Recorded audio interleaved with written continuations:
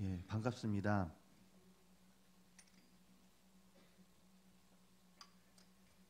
제가 이제 아침에 나오면서 여러분들에게 물어보고 싶어요. 아침에 나오면 제일 먼저, 아침에 나오기 전에, 집에 나오기 전에 제일 먼저 무엇을 하시죠? 일어나서 세수를 하죠. 예, 맞습니다. 세수를 하면은 무엇을 보게 되죠? 설마 거울 안 보고 세수하시는 분들 안 계시겠죠? 예, 세수를 하게 되면 거울을 자연스럽게 보게 됩니다. 그러면서 거울을 보면서 제가 딱 이런 말을 했어요. 아, 이놈 참 잘생겼다. 라고 했는데, 참 이런 말을 하면서 제가 옛날 생각이 나더라고요. 제가 옛날에 저희 어떤 그 중고등부 학생들이죠. 학생들 앞에서 제가 똑같은 말을 했습니다. 그랬더니 참 우리 어르신들처럼 우리 성도님처럼 웃어주면 되게 좋은데 학생들은 라는 말을 하더라고요. 그렇습니다. 근데 저는 거울을 보면 저는 제 자신이 잘생겼습니다. 남들이 인정 안 할지언정. 왜냐고요? 하나님께서 저를 창조해 주셨고 저의 형상대로, 아니 하나님의 형상대로 저에게 특징을 주셔서 창조를 해주셨기 때문에 저는 다른 사람이 인정을 안 할지언정, 물론 저도 가끔씩 인정은 안 합니다. 예, 그렇지만 저도 참 그런 생각을 하는데, 그렇습니다. 저희 귀한 자들입니다. 우리가 매일매일 살아갈 때 귀한 모습으로 살아가게 되는데요. 참 이렇게 귀하게 살아감에도 불구하고 저희들이 그렇지 않습니까? 사람과 사람이 살다 보니까, 또한 이 사회에 속해 있다 보니까 참 억울한 일들을 많이 당합니다. 그렇지 않습니까? 그 억울한 일 가운데 참 가끔 너무 속상할 때도 있죠. 참 이런 일들이 안 벌어졌으면 좋겠는데 라고 생각을 할 때가 많이 있는데, 오늘 말씀에서도 아무 죄를 지지도 않은 사람이 지금 죽을 죄를 지었다는 누명을 쓰고 죽임을 당하는 그런 억울한 일이 벌어지고 있습니다. 특히나 이제 재판장에서 재판관이 그 사람에게 죄가 없다, 죄를 찾지 못했다라고 했음에도 불구하고 지금 그 사람이 죽기를 원하는 많은 사람들에게 의해서 재판이 판결이 바뀌어져 죽임을 당하는 이런 황당한 일이 벌어지고 있죠. 사실 지금 시대에서, 현 시대에서 이런 일이 일어난다면 말도 안 되는 일이라고 생각하실 겁니다. 그렇지 않습니까? 이거는 생각적으로 아무리 생각을 해도 말이 안 되는 이야기잖아요. 그런데 이런 일이 오늘 말씀 속에서 일어난다라는 것이죠. 오늘 말씀 13절에서 25절을 보게 되면 이제 한 무리와 한 사람이 지금 대립을 하는 것을 알 수가 있습니다. 누구입니까? 빌라도와 이제 군중들이 대립을 하고 있습니다. 어떤 대립입니까? 예수님을 죽이냐 살리느냐 지금 놓고 실랑이를 하고 있는 것이죠. 빌라도는 예수님께 죄가 없다는 것을 알고 있었습니다. 그렇기 때문에 지금 빌라도는 예수님을 살리기 위해 노력을 하죠. 그래서 14절에서 이렇게 이야기하고 있습니다. 이르되 너희가 이 사람을, 백성을 미혹하는 자라 하여 내게 끌어왔도다. 보라, 내가 너희 앞에서 사실하였으되 너희의 고소하는 일에 대하여 이 사람에게서 죄를 찾지 못하였고라고 했습니다. 그런데 이게 한 번으로 끝난 것이 아니라는 것이죠. 20절에서도 빌라도는 예수를 놓고자 하여 다시 저희에게 말하되, 20절에서 예수를 놓기 위해서 다시 말했습니다. 그런데 여기서 끝난 것이 아니라 한 번 더 이야기하죠. 마지막으로 22절에 이렇게 이야기합니다. 빌라도가 세 번째 말하되 이 사람이 무슨 악한 일을 하였느냐? 나는 그 죽일 죄를 찾지 못하였나니 때려서 놓으리라 한데 라고 기록하고 있습니다. 빌라도가 지금 13절에서 25절 말씀에 세 번 이야기하고 있는데, 사실 빌라도는 한 번 더 이야기하죠. 13장 4절에 보게 되면 빌라도가 대제사장들과 무리에게 이르되 내가 보니 이 사람에게 죄가 없도다 하니 라고 기록하고 있습니다. 그렇습니다. 빌라도는 지금 예수님을 살리기 위해서 노력을 하고 있다라는 것이죠. 그렇지만 군중들은 빌라도와 달랐습니다. 말씀을 보게 되면 아시겠지만 그들에게 이제 악만 남지 않았나라는 생각이 듭니다. 왜 그렇습니까? 자신들은 계속해서 빌라도에게 이 사람을 죽여야 한다라고 하는데 빌라도는 아니다, 죄가 없다, 계속해서 이러다 보니 자신들의 의견이 이제 그 빌라도에게 제대로 전달이 안 된 거라고 생각을 해서 이제 반대 아닌 반대, 즉 이제는 무조건 예수님을 죽여야 한다라고 주장을 하고 있다라는 것이죠. 이에 빌라도는 24절에서 이렇게 고백하고 있습니다. 이에 빌라도가 저희의 구하는 대로 하기를 언도하고, 즉 실제로 예수님의 무죄를 알고 주님을 살려주려고 노력했던, 애를 썼던 빌라도, 그렇지만 군중들의 이 항의 앞에서 결국 무릎을 꿇을 수밖에 없었다라는 것이죠. 그래서 지금 예수님을 십자가 사형이라는 판결에 내리게 됩니다. 이런 본디오 빌라도는 온 인류에게, 특히 그리스도인들에게 저주받는 이름으로, 좀 좋지 않은 이름으로 기록되고 있습니다. 예수님을 살리려고 했음에도 불구하고 좋지 않은 이름으로 기록이 되고 있다라는 것이죠. 그런데 이렇게 고백하시는 분이 있습니다. 제가 언제 빌라도를 이렇게 저주하였습니까? 그 이름을 많이 부르지도 않는데, 사용하지도 않는데, 저는 빌라도란 이름을 한 번도, 일주일 내둥 한 번도 이야기해 본 적이 없습니다 라고 말입니다. 그런데 정말일까요? 우리는 오늘 말씀에 기록된 본디오 빌라도를 최소한 일주일에 한 번씩은 호명하고 있습니다. 언제일까요? 예, 주기도문이요. 예, 사도신경에서 고백하고 있죠. 전능하사 천지를 만드신 하나님 아버지를 내가 믿사오며 그 외아들 우리 주 예수 그리스도를 믿사오니 이는 성령으로 잉태하사 동정녀 마리아에게 나시고, 다음에 뭐죠? 본디오 빌라도에게 고난을 받으사. 많이 억울할 겁니다. 자신은 그렇게 주님을 살리기 위해 노력을 하였음에도 불구하고 오히려 지금 다른 사람들이 주님을 더 괴롭히고 상처를 주었는데, 딱하니 지금 사도신경에 자신의 이름이 기록되어 주님에게 고난과 고통을 준 대표적인 인물로 기록되고 있으니 말입니다. 그러나 분명한 것은 이런 빌라도에게도 찬스가 있었다라는 것입니다. 어떤 찬스요?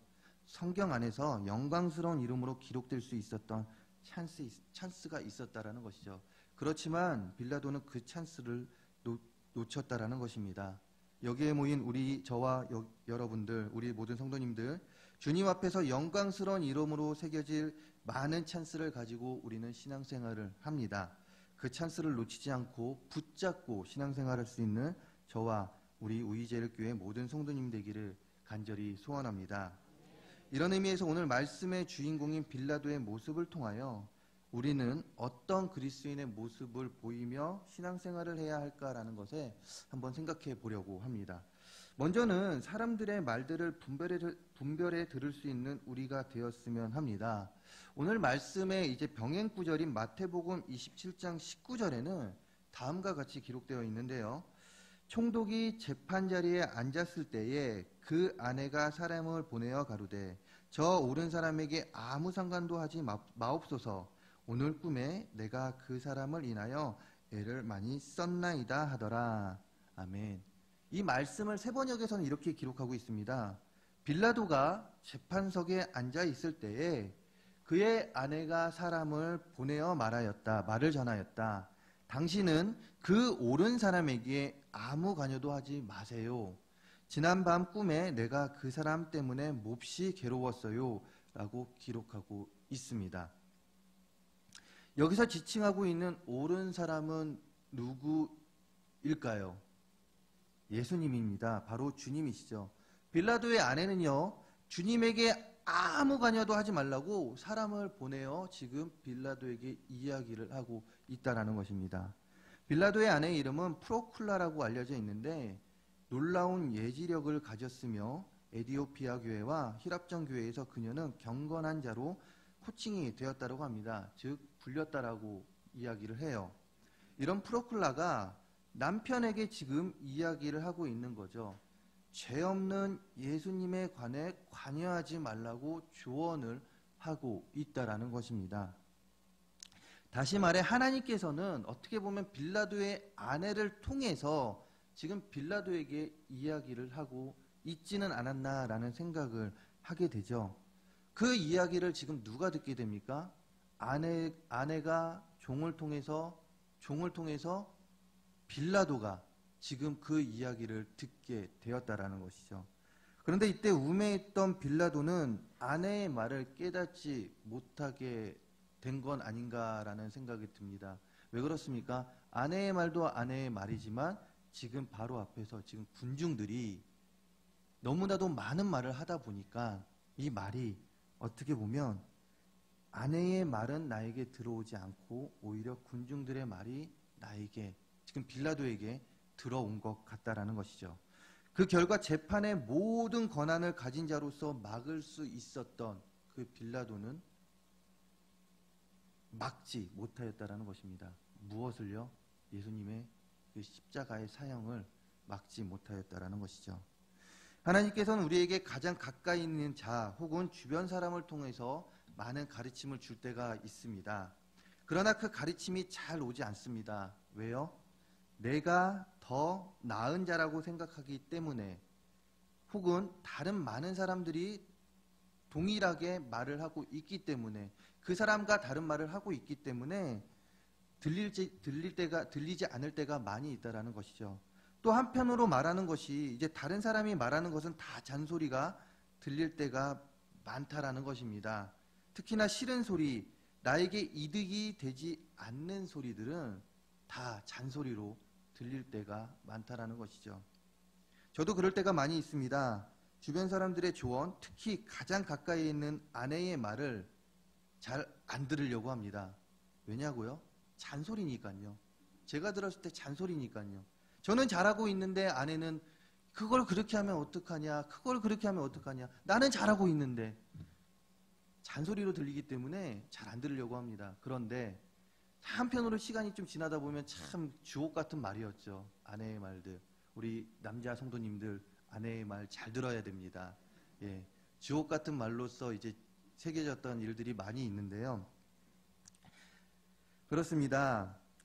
세상을 살아가면서 아까 말씀드렸듯이 많은 사람들을 만나게 됩니다. 그리고 많은 대화를 나누게 되죠. 특히 가까이 있는 사람들과는 속마음을 털어놓고 이야기할 때도 많이 있습니다. 그때 우리는 분별해서 들을 수 있는 귀가 있어야 된다라는 것이죠.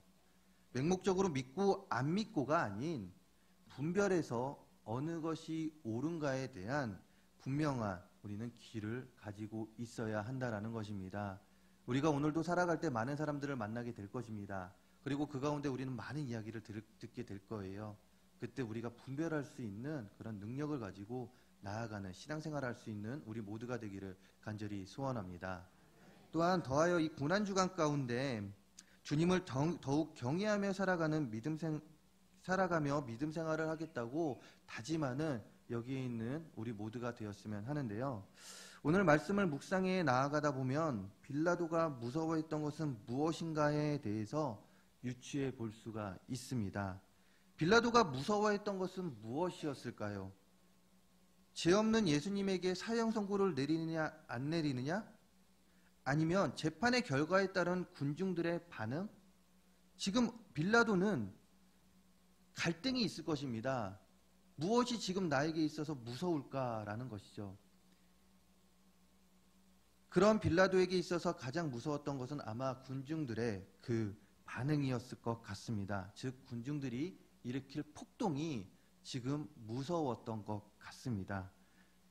18절, 21절 그리고 23절에서 시작되는 빌라도의 답에 대한, 이제 23절에는요 빌라도의 답에 대한 군중들의 이제 반응이 기록되어 있는데, 그런데 이런 군중들의 반응을 보게 되면요, 오늘 말씀을 통해서 읽어본 군중들의 반응을 보게 되면 어떻게 보면 처음에는 조용히 나아가지만 나중에는 이제 이것이 더욱더 거세지고 있다라는 것을 알 수가 있다라는 것이죠.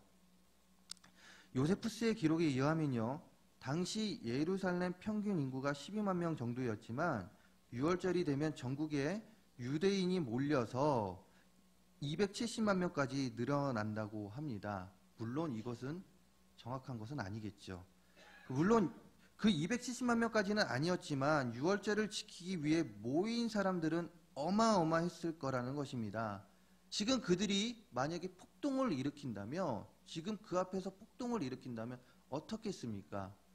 아마 지금 빌라도는 그것이 무서워 무섭지 않았나, 그것이 두렵지 않았나라는 생각을 해보게 된다라는 것이죠.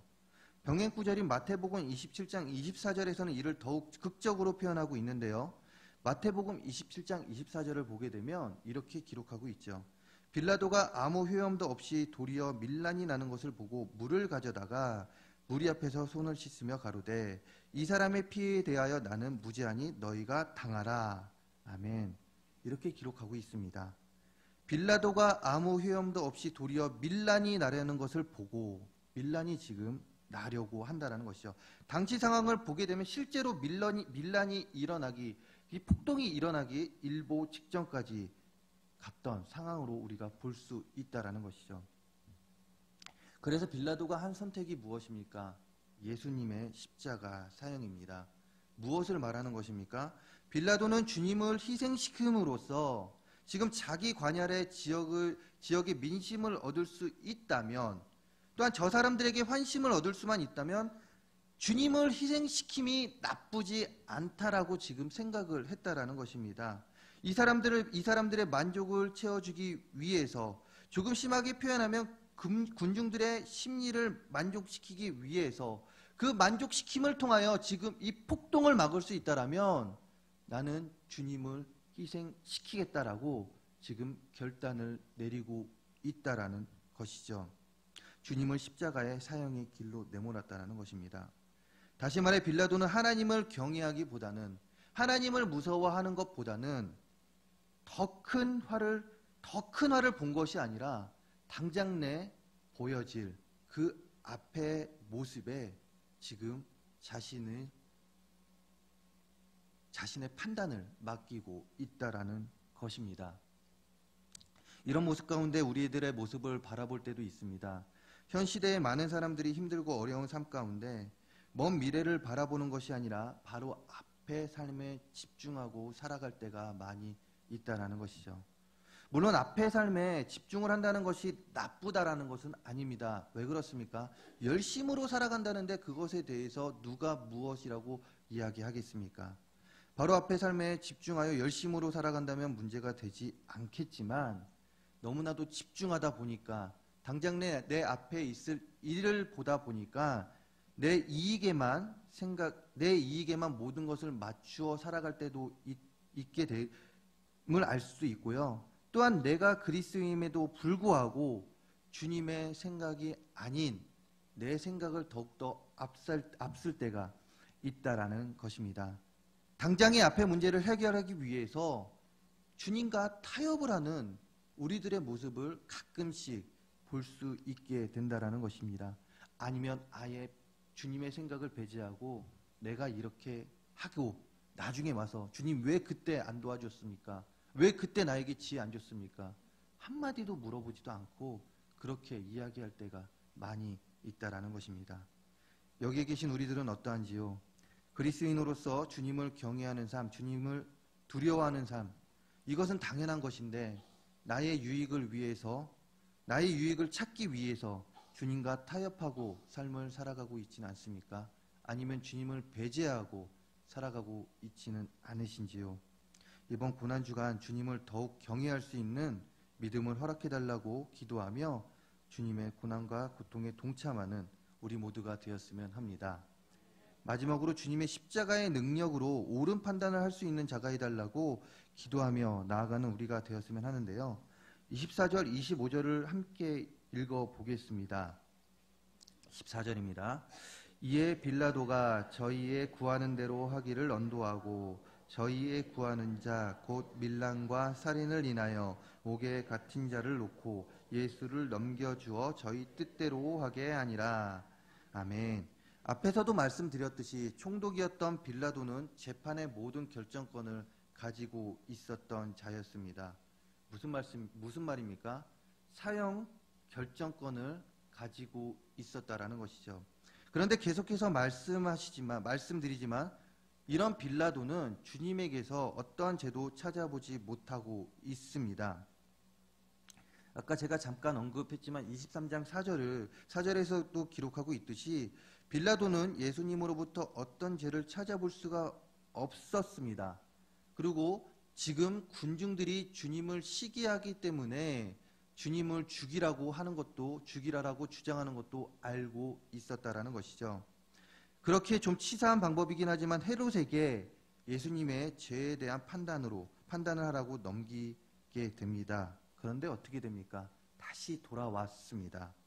오늘 말씀에서 빌라도가 재판을 하고 있듯이 헤롯에게 넘긴 예수님이 다시금 자신에게 돌아와 재판을 받게 된 상황이라는 것이죠.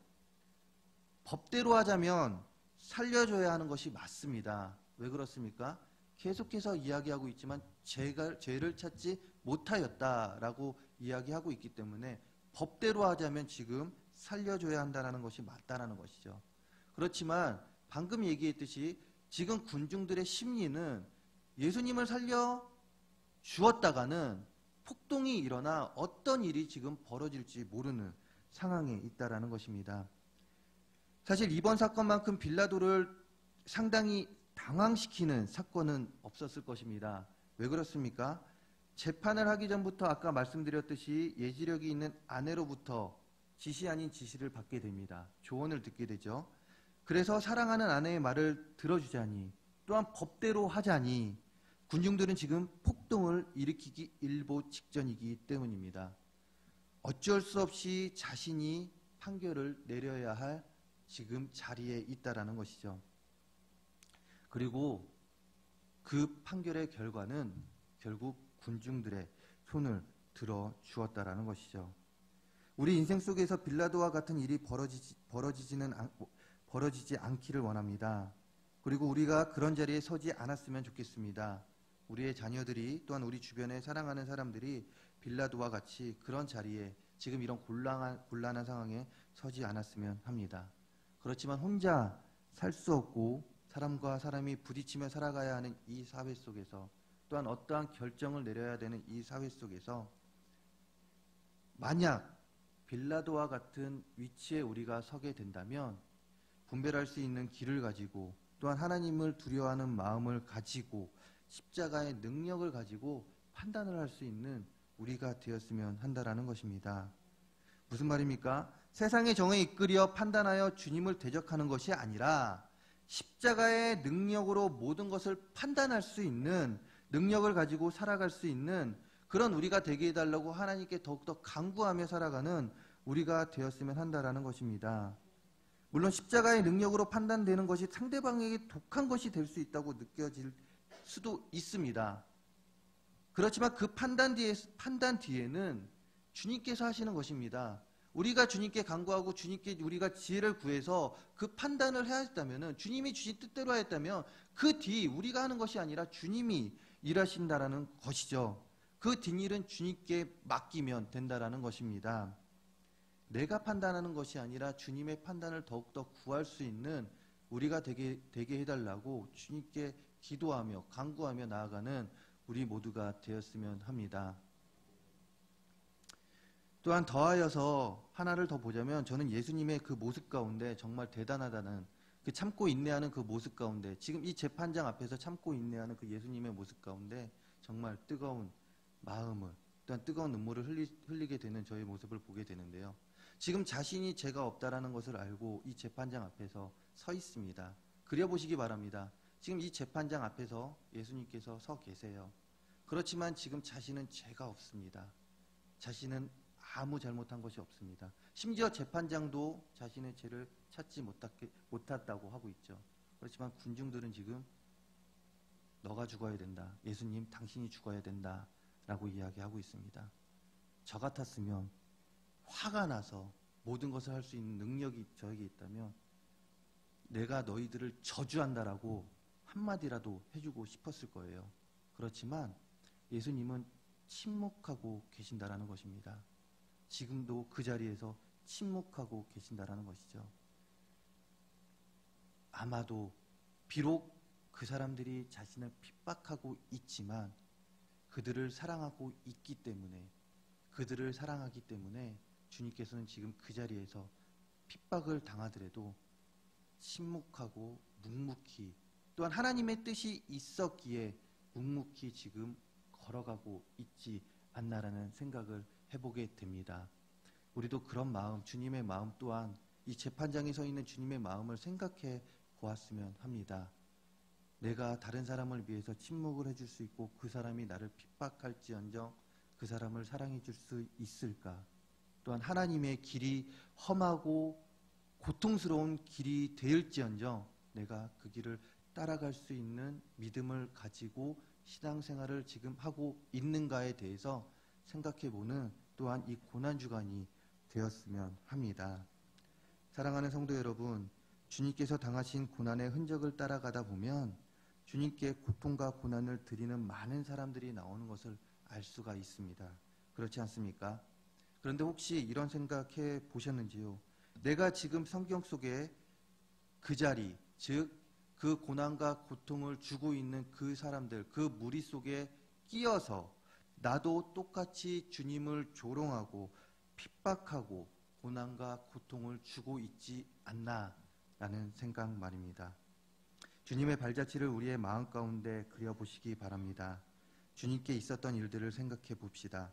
그리고 그 여정 가운데 나는 어디에서 지금 주님을 바라보고 있는지, 주님의 편에서 주님을 바라보고 있는지, 아니면 주님을 핍박하고 있는 자들의 편에서 주님을 바라보고 있는지 생각해보는 우리 모두가 되었으면 합니다.